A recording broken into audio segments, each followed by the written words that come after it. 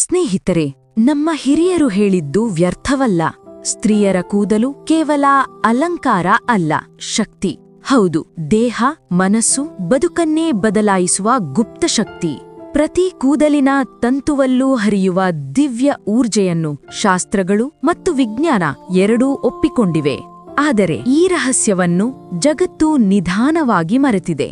ಇಂದು ನೀವು ಕೇಳಲಿರುವುದು ಸಾಮಾನ್ಯ ಮಾತು ಅಲ್ಲ, ಸ್ತ್ರೀಯ ಕೂದಲಿನೊಳಗಿನ ಅದ್ಭುತ ಶಕ್ತಿಯ ಸತ್ಯ. ನೀವು ಇದನ್ನು ತಿಳಿದರೆ ನಿಮ್ಮ ಜೀವನವನ್ನೇ ಬದಲಾಯಿಸಬಹುದು. ಸಾವಿರಾರು ವರ್ಷಗಳ ಹಿಂದೆ ನಮ್ಮ ಋಷಿಮುನಿಗಳು ಹೇಳುತ್ತಿದ್ದರು, ಸ್ತ್ರೀಯರ ಕೂದಲು ಕೇವಲ ಸೌಂದರ್ಯದ ಆಭರಣವಲ್ಲ, ಬದಲಿಗೆ ದಿವ್ಯ ಶಕ್ತಿಗಳ ಭಂಡಾರವಾಗಿದೆ. ಪ್ರಾಚೀನ ಶಾಸ್ತ್ರಗಳಲ್ಲಿ ಬರೆಯಲಾಗಿದೆ, ಪ್ರತಿ ಸ್ತ್ರೀಯ ಕೇಶಗಳಲ್ಲಿ ಅತ್ಯಂತ ಸೂಕ್ಷ್ಮ ಊರ್ಜೆ ಹರಿಯುತ್ತದೆ. ಇದು ಅವಳ ಜೀವನ, ಆಕರ್ಷಣೆ ಮತ್ತು ಆಧ್ಯಾತ್ಮಿಕ ಶಕ್ತಿಯನ್ನು ನಿಯಂತ್ರಿಸುತ್ತದೆ. ಬಹುಶಃ ಇದೇ ಕಾರಣಕ್ಕೆ ದೇವೀ ದೇವತೆಗಳ ಮೂರ್ತಿಗಳಲ್ಲಿ ಯಾವಾಗಲೂ ಉದ್ದವಾದ ಮತ್ತು ಹೊಳೆಯುವ ಕೂದಲುಗಳ ಚಿತ್ರಣ ಸಿಗುತ್ತದೆ. ಇದು ಕೇವಲ ಅಲಂಕಾರವಲ್ಲ, ಬದಲಿಗೆ ಆ ರಹಸ್ಯದ ಸಂಕೇತವಾಗಿದೆ. ಇಂದಿಗೂ ಅನೇಕರು ತಿಳಿಯದ ರಹಸ್ಯ. ನೀವು ಎಂದಾದರೂ ಯೋಚಿಸಿದ್ದೀರಾ, ಸ್ತ್ರೀಯ ಕೂದಲು ಅವಳ ಸೌಭಾಗ್ಯ ಮತ್ತು ಸಾಮರ್ಥ್ಯಕ್ಕೆ ಸಂಬಂಧಿಸಿದೆ? ಏಕೆ ಪ್ರಾಚೀನ ಭಾರತೀಯ ಸಂಸ್ಕೃತಿಯಲ್ಲಿ ಸ್ತ್ರೀಯರ ಕೂದಲನ್ನು ಗುಪ್ತ ಶಕ್ತಿಯ ಪ್ರತೀಕವೆಂದು ಪರಿಗಣಿಸಲಾಗಿದೆ? ಮತ್ತು ಏಕೆ ಇಂದಿಗೂ ಕೂದಲಿಗೆ ಸಂಬಂಧಿಸಿದ ಅನೇಕ ನಿಯಮಗಳು ಮತ್ತು ಸಂಪ್ರದಾಯಗಳು ಪ್ರಚಲಿತವಿದೆ? ಇದನ್ನು ವಿಜ್ಞಾನ ಮತ್ತು ಆಧ್ಯಾತ್ಮಿಕತೆ ಎರಡೂ ಒಪ್ಪಿಕೊಳ್ಳುತ್ತದೆ. ಇಂದಿನ ಈ ವಿಡಿಯೋದಲ್ಲಿ ನಾವು ಆಳವಾಗಿ ಅರ್ಥಮಾಡಿಕೊಳ್ಳೋಣ. ಸ್ತ್ರೀಯರ ಕೂದಲಿನಲ್ಲಿ ಯಾವ ಅದ್ಭುತ ಗುಪ್ತ ಶಕ್ತಿಗಳು ಅಡಗಿವೆ ಮತ್ತು ಪ್ರತಿ ಮಹಿಳೆಗೂ ಇದನ್ನು ತಿಳಿಯುವುದು ಏಕೆ ಅಗತ್ಯ? ಭಾರತೀಯ ಶಾಸ್ತ್ರಗಳಲ್ಲಿ ಕೂದಲಿನ ಮಹತ್ವವನ್ನು ಬಹಳ ಆಳವಾಗಿ ವಿವರಿಸಲಾಗಿದೆ. ಋಗ್ವೇದ ಮತ್ತು ಅಥರ್ವವೇದದಂತಹ ಗ್ರಂಥಗಳಲ್ಲಿ ಉಲ್ಲೇಖವಿದೆ, ಕೂದಲು ಕೇವಲ ದೇಹದ ಒಂದು ಭಾಗವಲ್ಲ, ಬದಲಿಗೆ ಓಜಸ್ ಮತ್ತು ತೇಜಸ್, ಅಂದರೆ ನಮ್ಮ ಜೀವನ ಊರ್ಜೆಯ ಭಂಡಾರವಾಗಿದೆ. ವ್ಯಕ್ತಿಯ ಕೂದಲು ಬಲಿಷ್ಠ ಮತ್ತು ಆರೋಗ್ಯವಾಗಿ ಇದ್ದಷ್ಟು ಕಾಲ ಅವನ ಆಭಾಮಂಡಲವು ಸಮತೋಲಿತ ಮತ್ತು ಶಕ್ತಿಶಾಲಿಯಾಗಿ ಉಳಿಯುತ್ತದೆ ಎಂದು ಹೇಳಲಾಗಿದೆ. ಆಯುರ್ವೇದದಲ್ಲಿಯೂ ಇದೇ ಚಿಂತನೆ ಸಿಗುತ್ತದೆ. ಆಯುರ್ವೇದದ ಪ್ರಕಾರ ಕೂದಲು ನಮ್ಮ ದೇಹದ ಪ್ರಾಣಕ್ಕೆ ನೇರವಾಗಿ ಸಂಬಂಧಿಸಿದೆ. ಪ್ರಾಣ ಎಂದರೆ ಆ ಸೂಕ್ಷ್ಮ ಜೀವನ ಶಕ್ತಿ. ಇದು ಪ್ರತಿ ಮಾನವನನ್ನು ಜೀವಂತ ಮತ್ತು ಊರ್ಜವಂತವಾಗಿ ಇರಿಸುತ್ತದೆ. ಆದ್ದರಿಂದಲೇ ಕೂದಲಿನ ಸ್ಥಿತಿ ನಮ್ಮ ಆರೋಗ್ಯ ಮತ್ತು ಮಾನಸಿಕ ಸಮತೋಲನದ ನೇರ ಪ್ರತಿಬಿಂಬವಾಗಿದೆ ಎಂದು ಹೇಳಲಾಗಿದೆ. ಇದೇ ಕಾರಣಕ್ಕೆ ಆಯುರ್ವೇದ ಗ್ರಂಥಗಳಲ್ಲಿ ಕೂದಲಿನ ಆರೈಕೆಯನ್ನು ಕೇವಲ ಸೌಂದರ್ಯದ ದೃಷ್ಟಿಯಿಂದ ಅಲ್ಲ, ಬದಲಿಗೆ ಆರೋಗ್ಯ ಮತ್ತು ಆಧ್ಯಾತ್ಮಿಕ ದೃಷ್ಟಿಯಿಂದಲೂ ಅತ್ಯಂತ ಅಗತ್ಯವೆಂದು ಪರಿಗಣಿಸಲಾಗಿದೆ. ನಾವು ಯೋಗಿಗಳು ಮತ್ತು ಸಾಧ್ವಿಯರ ಸಂಪ್ರದಾಯವನ್ನು ನೋಡಿದರೆ ಅಲ್ಲಿಯೂ ಕೂದಲಿಗೆ ವಿಶೇಷ ಮಹತ್ವ ನೀಡಲಾಗಿದೆ. ಅನೇಕ ಯೋಗಿಗಳು ತಮ್ಮ ಕೂದಲನ್ನು ಉದ್ದವಾಗಿ ಬೆಳೆಸುತ್ತಿದ್ದರು ಮತ್ತು ಆಗಾಗ್ಗೆ ತಲೆಯನ್ನು ಮುಚ್ಚಿಕೊಂಡಿರುತ್ತಿದ್ದರು. ಇದರ ಹಿಂದೆ ಆಳವಾದ ಆಧ್ಯಾತ್ಮಿಕ ಚಿಂತನೆಯಿತ್ತು. ತಲೆ ಮತ್ತು ಕೂದಲಿಂದ ಊರ್ಜೆಯ ಹೆಚ್ಚಿನ ಹರಿವು ನಡೆಯುತ್ತದೆ ಎಂದು ಅವರ ನಂಬಿಕೆ. ತಲೆ ಮುಚ್ಚದಿದ್ದರೆ ಈ ಊರ್ಜೆ ಹೊರಗೆ ಹೋಗಿ ಸಾಧನೆಯಲ್ಲಿ ಅಡಚಣೆ ಉಂಟಾಗುತ್ತದೆ. ಇದೇ ಕಾರಣಕ್ಕೆ ಸನ್ಯಾಸಿನಿಯರು, ಸಾಧ್ವಿಯರು ಮತ್ತು ಗುರುಕುಲದ ಕನ್ಯೆಯರು ತಮ್ಮ ಕೂದಲನ್ನು ಜಾಗ್ರತೆಯಿಂದ ಇಟ್ಟುಕೊಳ್ಳುತ್ತಿದ್ದರು. ಪ್ರಾಚೀನ ಕಥೆಗಳಲ್ಲಿ ಕೂದಲನ್ನು ಬೆಳೆಸುವುದು ಕೇವಲ ಸೌಂದರ್ಯದ ಪ್ರತೀಕವಲ್ಲ, ಬದಲಿಗೆ ವ್ಯಕ್ತಿಯ ಶಕ್ತಿ ಮತ್ತು ಆತ್ಮಬಲದ ಪ್ರತೀಕವೆಂದು ಹೇಳಲಾಗಿದೆ.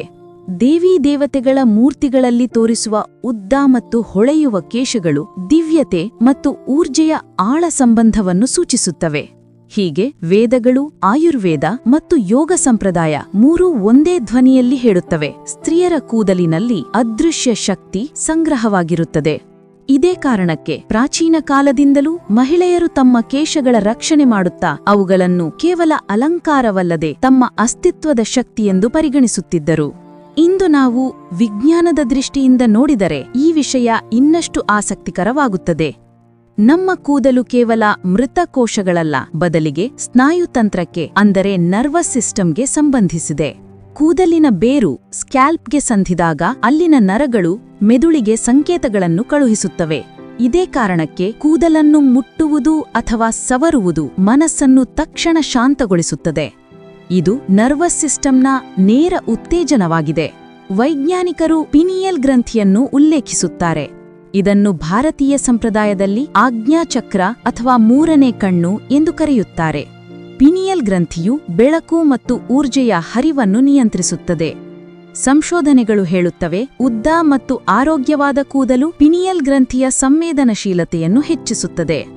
ಅಂದರೆ ನಿಮ್ಮ ಕೂದಲು ಎಷ್ಟು ಸಮತೋಲಿತವಾಗಿರುತ್ತದೆಯೋ ಅಷ್ಟು ಹೆಚ್ಚು ಸ್ಪಷ್ಟತೆ ಮತ್ತು ಅಂತರ್ದೃಷ್ಟಿ ಶಕ್ತಿ ನಿಮ್ಮಲ್ಲಿ ಬರುತ್ತದೆ. ಈಗ ಊರ್ಜಾ ಕ್ಷೇತ್ರದ ಬಗ್ಗೆ ಮಾತನಾಡೋಣ. ಇದನ್ನು ಆರಾ ಫೀಲ್ಡ್ ಅಥವಾ ಓರಾ ಎಂದು ಕರೆಯುತ್ತಾರೆ. ಪ್ರತಿ ಮಾನವನ ಸುತ್ತಲೂ ಒಂದು ಸೂಕ್ಷ್ಮ ಊರ್ಜಾ ಕ್ಷೇತ್ರವಿರುತ್ತದೆ.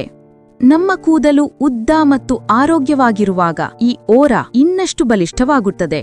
ಇದೇ ಕಾರಣಕ್ಕೆ ಅನೇಕ ಆಧ್ಯಾತ್ಮಿಕ ಗುರುಗಳ ಕೂದಲು ಉದ್ದವಾಗಿ ಕಾಣುತ್ತದೆ, ಏಕೆಂದರೆ ಅದು ಓರಾವನ್ನು ಬಲಪಡಿಸುವ ಮಾಧ್ಯಮ. ಅನೇಕ ಸಂಸ್ಕೃತಿಗಳಲ್ಲಿ ಸ್ತ್ರೀಯರ ಕೂದಲಿನಲ್ಲಿ ದಿವ್ಯ ಆಕರ್ಷಣೆ ಮತ್ತು ಊರ್ಜೆಯ ಭಂಡಾರವಿದೆ ಎಂಬ ನಂಬಿಕೆಯಿದೆ. ಆಧುನಿಕ ಸಂಶೋಧನೆಗಳು ಹೇಳುತ್ತವೆ, ನಮ್ಮ ಕೂದಲು ದೇಹದ ಎಲೆಕ್ಟ್ರೋಮ್ಯಾಗ್ನೆಟಿಕ್ ಊರ್ಜೆಯನ್ನು ಸಮತೋಲನ ಮಾಡಲು ಸಹಾಯ ಮಾಡುತ್ತದೆ. ಕೂದಲು ಒಂದು ರೀತಿಯ ಆಂಟೆನಾ ತರಹ ಕೆಲಸ ಮಾಡುತ್ತದೆ, ಹೊರಗಿನ ಸೂಕ್ಷ್ಮ ಸಂಕೇತಗಳನ್ನು ಹಿಡಿದು ದೇಹಕ್ಕೆ ತಲುಪಿಸುತ್ತದೆ. ಆದ್ದರಿಂದ ಕೂದಲನ್ನು ಮುಚ್ಚಿದಾಗ ಅಥವಾ ಕಟ್ಟಿದಾಗ ನಮಗೆ ಒಳಗಿನಿಂದ ರಕ್ಷಣೆಯ ಅನುಭವವಾಗುತ್ತದೆ ಮತ್ತು ತೆರೆದಾಗ ಹೊರಗಿನ ಊರ್ಜೆ ಸುಲಭವಾಗಿ ಪ್ರಭಾವಿಸುತ್ತದೆ. ಆದ್ದರಿಂದ ವಿಜ್ಞಾನವು ಕೂದಲು ಮತ್ತು ಊರ್ಜೆಯ ನಡುವಿನ ಆಳ ಸಂಬಂಧವನ್ನು ದೃಢಪಡಿಸುತ್ತದೆ. ಕೂದಲು ನಮ್ಮ ಸೌಂದರ್ಯ ಮಾತ್ರವಲ್ಲ, ಮನಸ್ಸು, ದೇಹ ಮತ್ತು ಆತ್ಮವನ್ನು ಸಮತೋಲನ ಮಾಡುವ ಮುಖ್ಯ ಮಾಧ್ಯಮವೂ ಹೌದು. ಪ್ರಕೃತಿ ಮತ್ತು ಸ್ತ್ರೀ ಎರಡೂ ಚಂದ್ರನೊಂದಿಗೆ ಆಳ ಸಂಬಂಧ ಹೊಂದಿವೆ ಎಂದು ಪರಿಗಣಿಸಲಾಗಿದೆ. ಗಮನಿಸಿದರೆ ಸ್ತ್ರೀಯರ ಮಾಸಿಕ ಚಕ್ರ ಸುಮಾರು 28 ದಿನಗಳದ್ದು, ಚಂದ್ರನ ಚಕ್ರವು ಸುಮಾರು 28 ದಿನಗಳಲ್ಲಿ ಪೂರ್ಣಗೊಳ್ಳುತ್ತದೆ. ಇದೇ ಕಾರಣಕ್ಕೆ ಪ್ರಾಚೀನ ಕಾಲದಿಂದ ಸ್ತ್ರೀ ಮತ್ತು ಚಂದ್ರನನ್ನು ಪರಸ್ಪರ ಪ್ರತಿಬಿಂಬಗಳನ್ನು ಕರೆಯಲಾಗಿದೆ. ಶಾಸ್ತ್ರಗಳಲ್ಲಿ ಉಲ್ಲೇಖವಿದೆ, ಚಂದ್ರನ ಊರ್ಜೆ ನೀರು ಮತ್ತು ಮನಸ್ಸಿನ ಮೇಲೆ ಹೆಚ್ಚು ಪ್ರಭಾವ ಬೀರುತ್ತದೆ. ಸ್ತ್ರೀಯರಲ್ಲಿ ಈ ಊರ್ಜೆ ಕೂದಲಿನ ಮೂಲಕ ಸುಲಭವಾಗಿ ಹರಿಯುತ್ತದೆ. ಉದ್ದ ಮತ್ತು ತೆರೆದ ಕೂದಲು ಚಾಂದ್ರ ಊರ್ಜೆಯನ್ನು ಹೆಚ್ಚಿನ ಪ್ರಮಾಣದಲ್ಲಿ ಹೀರಿಕೊಳ್ಳುತ್ತದೆ. ಇದರಿಂದ ಸ್ತ್ರೀಯ ಆಭಾ ಇನ್ನಷ್ಟು ತೀಕ್ಷ್ಣವಾಗುತ್ತದೆ. ಇದೇ ಕಾರಣಕ್ಕೆ ಪ್ರಾಚೀನ ಕಾಲದಲ್ಲಿ ಉದ್ದ ಕೂದಲನ್ನು ಶಕ್ತಿ ಮತ್ತು ಆಶೀರ್ವಾದದ ಪ್ರತೀಕವೆಂದು ಪರಿಗಣಿಸಲಾಗುತ್ತಿತ್ತು. ಪೌರ್ಣಮಿಯ ರಾತ್ರಿಯಲ್ಲಿ ಸ್ತ್ರೀಯರು ತೆರೆದ ಕೇಶಗಳೊಂದಿಗೆ ಧ್ಯಾನ ಅಥವಾ ಪ್ರಾರ್ಥನೆ ಮಾಡಿದಾಗ ಅವರ ಆಧ್ಯಾತ್ಮಿಕ ಶಕ್ತಿ ಹಲವು ಪಟ್ಟು ಹೆಚ್ಚಾಗುತ್ತಿತ್ತು ಎಂದು ಹೇಳಲಾಗುತ್ತದೆ. ಆದ್ದರಿಂದ ಸ್ತ್ರೀಯರ ಕೂದಲನ್ನು ಕೇವಲ ಸೌಂದರ್ಯವಲ್ಲ, ಚಂದ್ರನಂತಹ ರಹಸ್ಯಮಯ ಶಕ್ತಿಯ ದರ್ಪಣವೆಂದು ಪರಿಗಣಿಸಲಾಗಿದೆ. ಕೂದಲಿಗೆ ಸಂಬಂಧಿಸಿದಂತೆ ಒಂದು ಆಳವಾದ ಸಂಪ್ರದಾಯ ಮತ್ತು ವಿಜ್ಞಾನ ಎರಡೂ ಸಂಯೋಜಿತವಾಗಿವೆ. ಪ್ರಾಚೀನ ಕಾಲದಿಂದಲೂ ತೆರೆದ ಕೂದಲು ಮತ್ತು ಕಟ್ಟಿದ ಕೂದಲು ಎರಡೂ ನಮ್ಮ ದೇಹ ಮತ್ತು ಮನಸ್ಸಿನ ಮೇಲೆ ವಿಭಿನ್ನ ಪ್ರಭಾವ ಬೀರುತ್ತವೆ ಎಂದು ನಂಬಲಾಗಿದೆ. ಸ್ತ್ರೀ ತನ್ನ ಕೂದಲನ್ನು ತೆರೆದಿಟ್ಟಾಗ ಹೊರಗೆ ಊರ್ಜೆಯ ಸಂಚಾರ ಮಾಡುತ್ತಾಳೆ. ತೆರೆದ ಕೂದಲು ಆಕರ್ಷಣೆಯ ಪ್ರತೀಕ. ಇದು ವ್ಯಕ್ತಿಯ ಸೌಂದರ್ಯ ಮತ್ತು ಆಕರ್ಷಣೆಯನ್ನು ಹೆಚ್ಚಿಸುವುದಲ್ಲದೆ ಆರಿಕ್ ಫೀಲ್ಡ್ ಊರ್ಜಾ ಕ್ಷೇತ್ರವನ್ನು ವಿಸ್ತರಿಸುತ್ತದೆ. ಆದ್ದರಿಂದಲೇ ತೆರೆದ ಕೂದಲು ಸ್ತ್ರೀಯನ್ನು ಇನ್ನಷ್ಟು ಆಕರ್ಷಕ ಮತ್ತು ಚುಂಬಕೀಯಗೊಳಿಸುತ್ತದೆ ಎಂದು ಹೇಳಲಾಗುತ್ತದೆ. ಬಹುಶಃ ಇದೇ ಕಾರಣಕ್ಕೆ ಅನೇಕ ಸಂಪ್ರದಾಯಗಳಲ್ಲಿ ಹಬ್ಬಗಳು, ನೃತ್ಯ ಮತ್ತು ಉತ್ಸವಗಳ ಸಮಯದಲ್ಲಿ ಸ್ತ್ರೀಯರು ತೆರೆದ ಕೂದಲು ಇಟ್ಟುಕೊಳ್ಳುತ್ತಿದ್ದರು, ತಮ್ಮ ಊರ್ಜೆಯ ವಿಸ್ತಾರಕ್ಕಾಗಿ ಮತ್ತು ಸುತ್ತಲೂ ಸಕಾರಾತ್ಮಕ ವಾತಾವರಣಕ್ಕಾಗಿ. ಆದರೆ ಮತ್ತೊಂದು ಕಡೆ ಕೂದಲನ್ನು ಕಟ್ಟಿದಾಗ ಊರ್ಜೆ ಒಳಗೆ ಕೇಂದ್ರೀಕೃತವಾಗುತ್ತದೆ. ಕಟ್ಟಿದ ಕೂದಲು ಊರ್ಜೆಯ ಸಂರಕ್ಷಣೆಯ ಮಾಧ್ಯಮವಾಗುತ್ತದೆ. ಇದೇ ಕಾರಣಕ್ಕೆ ಋಷಿ ಮುನಿಗಳು, ಸಾಧ್ವಿಯರು ಮತ್ತು ಯೋಗಿನಿಯರು ಕೂದಲು ಕಟ್ಟಿಕೊಂಡು ಸಾಧನೆ ಮಾಡುತ್ತಿದ್ದರು. ತೆರೆಮ ಕೂದಲಿದ್ದರೆ ಧ್ಯಾನದ ಸಮಯದಲ್ಲಿ ಊರ್ಜೆ ಎಲ್ಲೆಡೆ ಹರಡಿ ಮನಸ್ಸು ಏಕಾಗ್ರವಾಗದು ಎಂದು ಅವರ ನಂಬಿಕೆ. ಕಟ್ಟಿದಾಗ ಊರ್ಜೆ ಒಳಗೆ ಉಳಿದು ಸಾಧನೆ ಆಳವಾಗುತ್ತದೆ. ಆಧುನಿಕ ದೃಷ್ಟಿಯಿಂದಲೂ ಇದು ಸರಿಯೇ ಎನಿಸುತ್ತದೆ. ತೆರೆದ ಕೂದಲು ಪರಿಸರದ ಊರ್ಜೆಯನ್ನು ತ್ವರಿತವಾಗಿ ಹೀರಿಕೊಳ್ಳುತ್ತದೆ. ವ್ಯಕ್ತಿ ಸಾಮಾಜಿಕ ಮತ್ತು ಭಾವನಾತ್ಮಕವಾಗಿ ಸುಲಭವಾಗಿ ಸಂಪರ್ಕಿಸುತ್ತಾನೆ. ಕಟ್ಟಿದ ಕೂದಲು ವ್ಯಕ್ತಿಯನ್ನು ಒಳಗಿಂದ ಸುರಕ್ಷಿತ ಮತ್ತು ಸ್ಥಿರವಾಗಿರಿಸುತ್ತದೆ. ಇದೇ ಕಾರಣಕ್ಕೆ ಮಹಿಳೆಯರು ಕೆಲಸ ಅಥವಾ ಅಧ್ಯಯನದ ಸಮಯದಲ್ಲಿ ಕೂದಲು ಕಟ್ಟಿಕೊಳ್ಳುತ್ತಾರೆ, ಏಕಾಗ್ರತೆ ಮತ್ತು ಗಮನ ಹೆಚ್ಚಿಸಲು.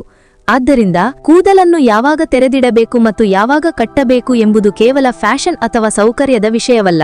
ಇದು ನಮ್ಮ ಊರ್ಜೆ, ಆಕರ್ಷಣೆ ಮತ್ತು ಸಾಧನೆ ಮೂರು ಮಹತ್ವವಾದ ಪ್ರಭಾವಿಸುವ ಆಳ ರಹಸ್ಯ.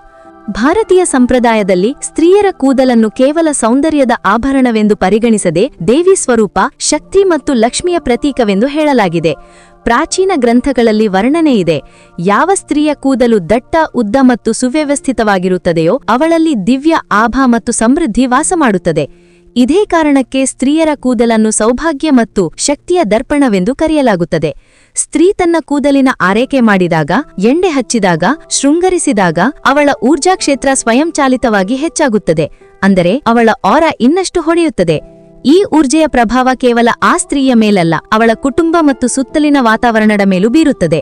ಇದೇ ಕಾರಣಕ್ಕೆ ಭಾರತೀಯ ಮನೆಗಳಲ್ಲಿ ತಾಯಿ ಮತ್ತು ಅಜ್ಜಿಯರು ಹೆಣ್ಣು ಮಕ್ಕಳಿಗೆ ಕೂದಲು ನೋಡಿಕೊಳ್ಳುವುದು ಮತ್ತು ರಕ್ಷಿಸುವ ಶಿಕ್ಷಣ ನೀಡುತ್ತಿದ್ದರು. ಏಕೆಂದರೆ ಅದು ಕೇವಲ ಸೌಂದರ್ಯವಲ್ಲ, ಆಧ್ಯಾತ್ಮಿಕ ಶಕ್ತಿಯ ವಿಷಯವೆಂದು ಅವರಿಗೆ ಗೊತ್ತಿತ್ತು. ವಿವಾಹ ಸಂಸ್ಕಾರದ ಸಂಪ್ರದಾಯಗಳಲ್ಲಿಯೂ ಸ್ತ್ರೀಯರ ಕೂದಲಿಗೆ ವಿಶೇಷ ಮಹತ್ವವಿದೆ. ವಧುವಿನ ಕೂದಲನ್ನು ಶೃಂಗರಿಸಿದಾಗ, ಹೂವುಗಳು ಮತ್ತು ಆಭರಣಗಳಿಂದ ಅಲಂಕರಿಸಿದಾಗ ಅದರ ಹಿಂದೆ ಕೇವಲ ಅಲಂಕರಿಸಿಕೊಳ್ಳೋ ಭಾವನೆಯಿಲ್ಲ. ಅದರ ಅರ್ಥ ಈಗ ಆ ಸ್ತ್ರೀ ತನ್ನಲ್ಲಿ ಸಂಗ್ರಹವಾದ ದಿವ್ಯ ಸ್ತ್ರೀ ಊರ್ಜೆಯನ್ನು ಕುಟುಂಬ ಮತ್ತು ಸಮಾಜಕ್ಕೆ ಹರಿಯುವಂತೆ ಮಾಡುತ್ತಾಳೆ. ಕೂದಲಿನ ಶೃಂಗಾರ ಆ ಊರ್ಜೆಯನ್ನು ಸಕ್ರಿಯಗೊಳಿಸಿ ಹೊಸ ಜೀವನಕ್ಕೆ ಆಶೀರ್ವಾದ ಪಡೆಯೋ ಪ್ರತೀಕ. ಹೀಗೆ ಸ್ತ್ರೀಯರ ಕೂದಲು ನೇರವಾಗಿ ಅವಳ ಸ್ತ್ರೀ ಶಕ್ತಿ, ಸಮೃದ್ಧಿ ಮತ್ತು ಆಭೆಗೆ ಸಂಬಂಧಿಸಿದೆ. ಇದೇ ಕಾರಣಕ್ಕೆ ಶಾಸ್ತ್ರಗಳಲ್ಲಿ ಹೇಳಲಾಗಿದೆ, ನಾರಿ ಕೇಶೇ ಶಕ್ತಿ, ಸ್ತ್ರೀಯ ಕೇಶಗಳಲ್ಲೇ ಅವಳ ಶಕ್ತಿಯ ವಾಸ.